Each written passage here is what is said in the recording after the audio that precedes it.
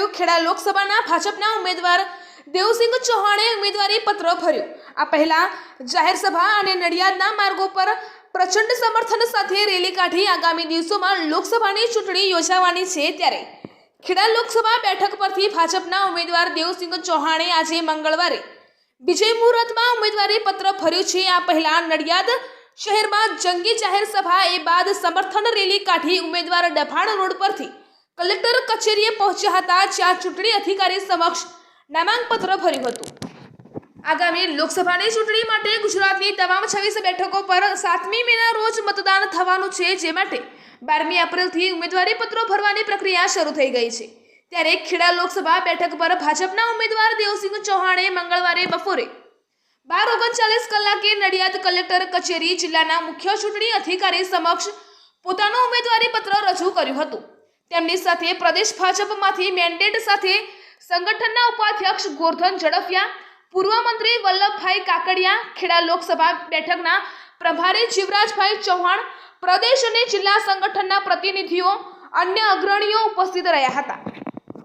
તો આ પર્વે સવારે 9:30 કલાકે નડિયાદના ઇફકોવાળા હોલ પરિસરમાં વિજય વિશ્વાસના સંકલ્પ સાથે વિશાળ જનસભા યોજાઈ હતી, જેમાં કેન્દ્રીય મંત્રી અને ખેડા બેઠકના ભાજપના ઉમેદવાર દેવસિંહ ચૌહાણ, ખેડા જિલ્લા ભાજપ સંગઠનના પ્રમુખ અજયભાઈ બ્રહ્મભટ્ટ, અમદાવાદ જિલ્લા ભાજપ પ્રમુખ હર્ષદગીરી, ખેડા લોકસભા વિસ્તારની 7 વિધાનસભાના ધારાસભ્યો પૈકી નડિયાદના ધારાસભ્ય પંકજભાઈ દેસાઈ, માતરના ધારાસભ્ય કલ્પેશભાઈ પરમાર, મહેમદાબાદના અર્જુનસિંહ ચૌહાણ, મહુધાના ધારાસભ્ય સંજયસિંહ મહિડા, કપડવંજના ધારાસભ્ય રાજેશભાઈ ઝાલા, ધોળકાના ધારાસભ્ય કિરીટસિંહ ડાભી, દસક્રોઈના ધારાસભ્ય બાબુભાઈ જે પટેલ, કપડવંજ વિધાનસભા વિસ્તારના પ્રભારી મહેશભાઈ શુલ્ક સહિત તમામ વિધાનસભા વિસ્તારના પ્રભારીઓ, બેઠક સંયોજન ભૂપેન્દ્રભાઈ પટેલ અને જિલ્લા ભાજપ સંગઠનના હોદ્દેદારો, કાર્યકરો મોટી સંખ્યામાં ઉપસ્થિત રહ્યા હતા।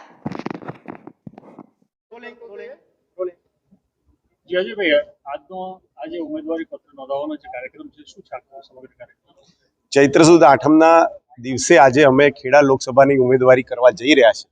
શ્રીમાન નરેન્દ્રભાઈ મોદીના નવ ભારતના સંકલ્પને બળ આપવા માટે આખા ખેડા જિલ્લાના કાર્યકર્તાઓ આજે ઉમટી રહ્યા છે। 12 લાખ કરોડનો ભ્રષ્ટાચાર કરનારી યુપીએ સરકારની કોંગ્રેસને જાકારો આપવા માટેનો સમય છે। રામના અસ્તિત્વ પર જે સવાલ ઊભા કર્યા છે એમનું અસ્તિત્વ મિટાઈ દેવાનો આ સમય છે। આ ચૂંટણી એ દેશની એકતા, રાષ્ટ્રના નિર્માણ અને ધર્મની રક્ષા માટેની છે। આ ચૂંટણીમાં અમે આ બધા જ મુદ્દા, સંકલ્પ પત્ર સહિતના મુદ્દા અમે ઘરે ઘરે નીચે લઈને ગયા છે અને હજુ જઈશું અને વિક્રમજનક પરિણામ ખેડા જિલ્લાની સીટનું અને આખા દેશનું રહેશે એવો અમને વિશ્વાસ છે। જે રીતે સંકલ્પ પત્રમાં જે તમામ એજન્ડા નક્કી કરવામાં આવ્યા છે, કયા એજન્ડાને આધારે આપ મતદારો પાસે મત માંગશો? સૌપ્રથમ તો છેલ્લા 10 વર્ષમાં જેટલી જનકલ્યાણકારી યોજનાઓ છે એ ચાલુ રહેશે। એને સબળ કરીને આવતા 5 વર્ષમાં આયુષ્માન કાર્ડ યોજના હેઠળ એક ઐતિહાસિક નિર્ણય લેવાયો છે કે 70 વર્ષની ઉપરનો કોઈ પણ આ દેશનો નાગરિક, ચાહે કોઈ પણ કેટેગરીમાં આવતો હશે, તો એને આરોગ્યની બધી જ સુવિધા મળી શકશે અને આપોઆપ આરોગ્યમાં આયુષ્માન કાર્ડમાં એનો સમાવેશ થઈ જશે। દેશના બધા જ નાગરિકોને આવતા 5 વર્ષ મફત અનાજ પણ મળતું રહેશે અને યુવાનોને રોજગારી અને આ સ્વાવલંબન માટે મુદ્રા લોનની જે ક્ષમતા છે એ 10 લાખથી વધારીને 20 લાખ કરવામાં આવી છે। ગુરધનભાઈ, આજે જે રીતે ખેડા લોકસભાના ઉમેદવારી પત્ર નોંધાવવા માટે જઈ રહ્યા છે, શું કહેશો? કઈ રીતનું આખું સમગ્ર કાર્યક્રમ? દેવસિંહજી પાર્લામેન્ટના ઇલેક્શનનું વિજય મુહૂર્તમાં ફોર્મ ભરવાના છે। એના પહેલા અહીંયાના એક સભા થશે, ત્યાર પછી રેલી સ્વરૂપે ફોર્મ ભરવા માટે જશે। વિશેષ કરીને આ વખતની ચૂંટણી છે 2024 એ જુદા પ્રકારની છે।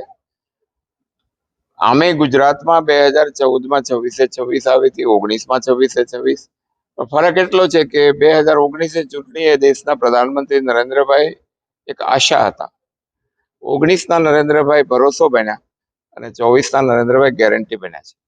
અને એટલા માટે દેવુસિંહજી એક લર્નેડ વ્યક્તિ, એન્જિનિયર બાય એજ્યુકેશન અને એક સામાન્ય પરિવારમાંથી આવીને આ જિલ્લાનું નેતૃત્વ, વિશેષ કરીને સંચાર વિભાગ ખૂબ સારી રીતે સંભાળ્યો છે અને મોદી સાહેબના મંત્રીમંડળમાં ખૂબ યશસ્વી કામગીરી કરી છે અને એક નાના કાર્યકર્તા તરીકે પણ પ્રજા સાથેનો એમનો સંપર્ક સંવાદ અને અમારી હમણાંની જે મિટિંગો થઈ રહી છે, કારણ કે આ વખતે દેશમાં 5 વર્ષ માટેની ચૂંટણી નથી કે 5 વર્ષ સત્તા આવે.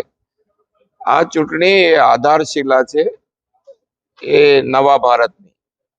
અને જે માનનીય મોદીજી જે રીતે કહે છે અમૃતકાલ, ભારત એ વિકસિત ભારત બને એ માટેનો સંકલ્પ જ્યારે કર્યો છે, ત્યારે આ ચૂંટણી જુદી રીતે મૂલવવાની આવશ્યકતા છે.